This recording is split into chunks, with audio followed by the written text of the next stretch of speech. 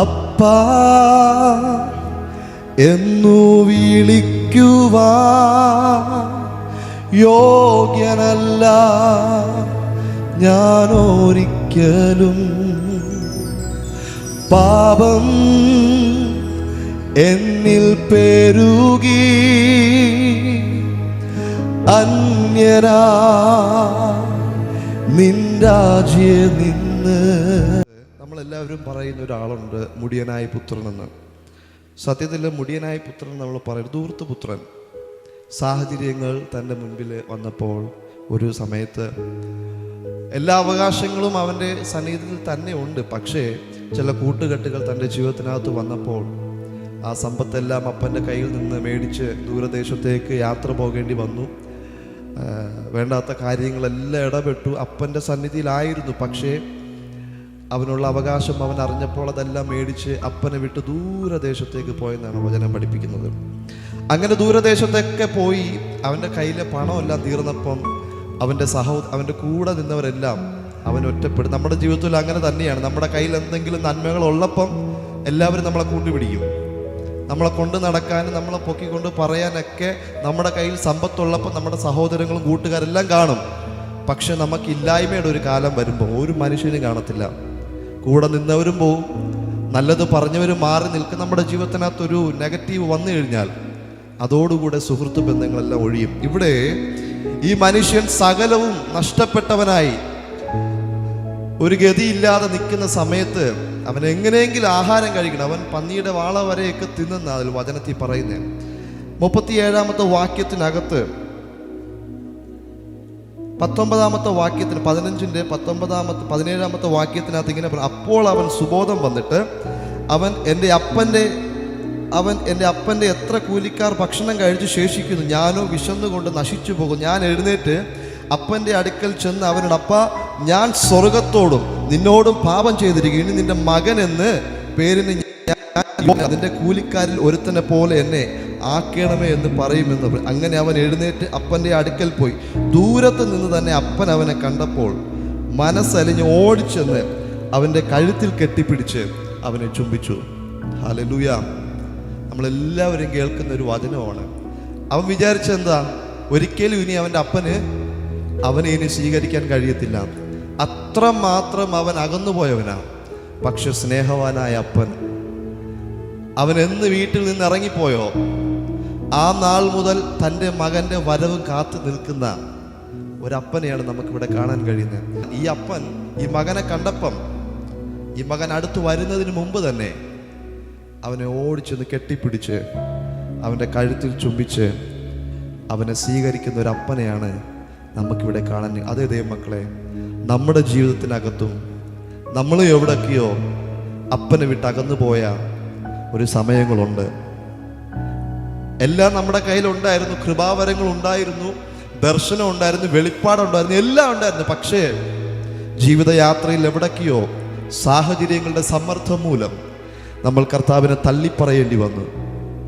ഈ ധൂർത്തുപുത്രൻ്റെ അകത്തൊരു സുബോധം വന്നു. സുബോധം വരുമ്പോഴാണ് നഷ്ടപ്പെട്ടു പോയതിനെ ഓർത്തുള്ള വിഷമം നമുക്ക് വരുന്നത്.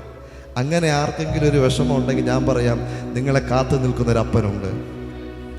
സുബോധം വരുന്നവനെ എപ്പോഴും പുറകിലോട്ട് പോകാൻ കഴിയത്തുള്ളൂ, ചിന്തിക്കാൻ കഴിയും. ഇന്ന് രാത്രിയിലും അപ്പനോട് പറ, കർത്താവേ, യേശപ്പ, ഞാൻ ഒത്തിരി അകന്നുപോയി അപ്പനിൽ നിന്ന്. അപ്പൻ്റെ സ്നേഹത്തിൽ നിന്ന് ഞാൻ ഒത്തിരി അകന്നുപോയി. എൻ്റെ കയ്യിൽ ഒത്തിരി സമ്പത്ത് വന്നപ്പോൾ, എൻ്റെ കയ്യിൽ ഒത്തിരി നന്മകൾ വന്നപ്പോൾ ഒക്കെ ഞാൻ എൻ്റെ അപ്പനെ വിട്ട് മാറിപ്പോയി. എന്നാൽ അതെല്ലാം നഷ്ടമായപ്പോഴാണ് എൻ്റെ അപ്പൻ്റെ സ്നേഹത്തെ ഞാൻ മനസ്സിലാക്കുന്നത്. ഇന്ന് രാത്രിയിലും ഹൃദയത്തിൻ്റെ ആഴത്തിൽ നിന്ന് ജീവിതത്തിനകത്ത് വന്നു പോയ എല്ലാ ബലഹീനതകളുടെ നടുവിലും ഏറ്റുപറഞ്ഞാൽ നമ്മളോട് ക്ഷമിക്കുന്ന ഒരപ്പനെയാണ് നമുക്ക് കാണാൻ കഴിയുന്നത്. അവൻ ഒരിക്കലും തള്ളിക്കളയുന്ന അപ്പനല്ല കേട്ടോ.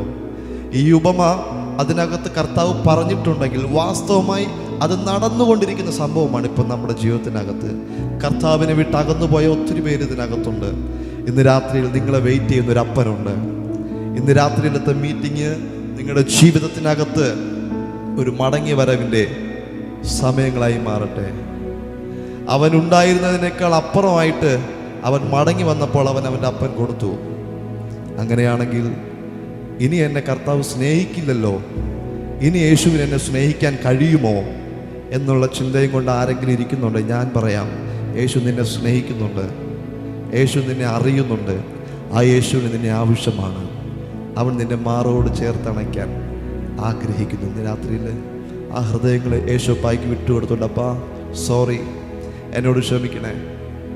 എൻ്റെ ജീവിതത്തിൽ വന്നു പോയ ബലഹീനതകൾ, ഉദാസീനതകൾ, കുറവുകൾ ഇന്ന് രാത്രിയിൽ എന്നോട് ക്ഷമിക്കണേ അപ്പാ. എന്നൊന്ന് മടക്കി വരുത്തണേ. ഞാൻ മടങ്ങി വരാൻ ആഗ്രഹിക്കുന്നു. അപ്പാ എന്നു വിളിക്കുവാൻ യോഗ്യനല്ല ഞാനൊരിക്കലും. പാപം എന്നിൽ പെരുകി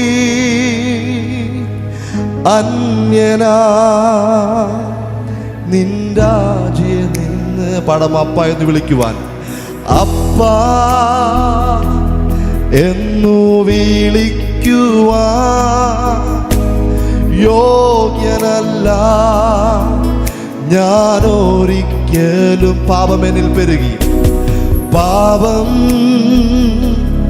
എന്നിൽ പെരുകി അന്യനാ നിൻരാജ്യ നിന്ന്. എന്നിട്ടും സ്നേഹിച്ചു നീ, എന്നിട്ടും മാനിച്ചു നീ.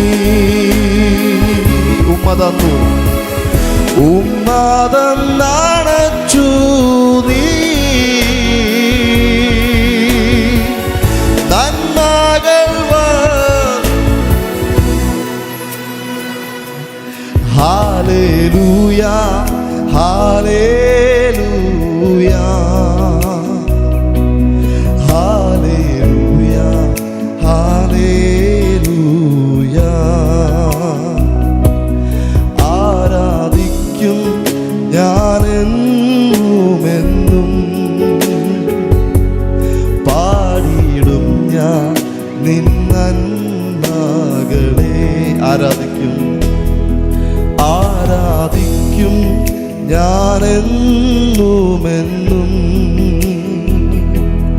പാടിയിടും ഞാൻ നിൻ നന്മകളെ. വീണു ഞാൻ പലതവണയായി, വീണു ഞാൻ പലതവണയാ,